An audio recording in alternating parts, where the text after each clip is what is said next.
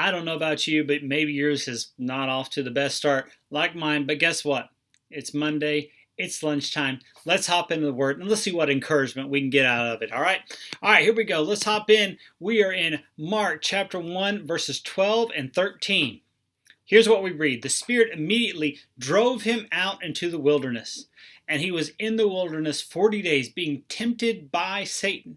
And he was with the wild animals, and the angels were ministering to him.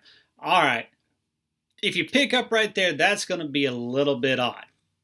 But remember, we've been working through it. So who is the him? The Spirit drove him out. That would be Jesus. So the Spirit has driven Jesus out into the wilderness. And look what we see next. He was in the wilderness 40 days being tempted by Satan. All right, look. I want to just throw this out here. We have to ask a question, why in the world is this important? Like, why do we even need to know this? Okay, well, part of that can be answered if we just take a step and ask ourselves a question. What is the significance of Jesus being in the wilderness for 40 days? Do we know somebody else or some other group who was in the wilderness for 40 days? Not quite. We know a group who was in the wilderness for 40 years. In fact, that's what we want to look back at the Old Testament to, particularly the books of Exodus, Numbers, Deuteronomy, well, Leviticus, but in there too. But what we find is that Israel, they were let out of Egypt, and as they're going into the promised land, they disobey God. They don't go in. They say, no, we're not going to try to take this land. We're scared of the people who live there. And so they spend 40 years in the wilderness. Well, Jesus is spending 40 days. And what he says, he's in the wilderness for 40 days being tempted by Satan. Okay, now you can look back at the Gospel of Matthew and get a little more info on this, but here's what I think Mark is trying to drive at. And Mark's doing it in a really condensed, really kind of just beaten potatoes fashion. Jesus here is going back and he is living and is not giving into the temptation that Israel did. Where Israel failed, where they should have been the people of God who took the land, who followed God, they don't. But Jesus does. Jesus comes.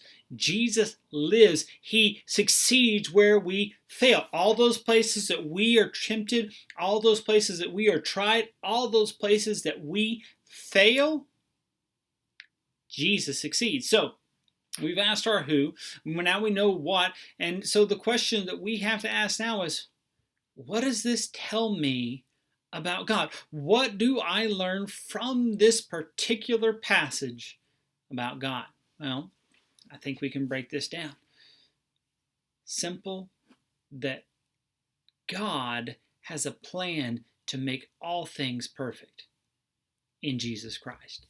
God has a plan to take where we have failed and ultimately redeem them in Jesus Christ. But it tells us that Jesus Christ is not like us. Where we fail, because that's a lot of places, where we fail, he doesn't. Where we fall short, he doesn't. He is unlike us. He is a God. He is a Savior who is perfect. He is not going to fall. He is not going to falter, no matter the temptations. And if you look at some of the temptations over in the Gospel of Matthew, you can do that. Those are some pretty appealing temptations. 40 days in the wilderness without food and water, and somebody says, you make some bread. I can guarantee you, right there, your desire is to make some bread and to eat it. And so this is where Jesus is good. He doesn't falter. But what does this tell us about ourselves? Well, I guarantee you, if you start thinking about all the ways that Jesus succeeds, it shows us all the ways that we fail, right? We fail to obey. We fail to follow God. We fail to be obedient where he calls us to. So it shows us that we don't live up to the standard that God has set. We are those who fail. So the question is, what do we need to do about it?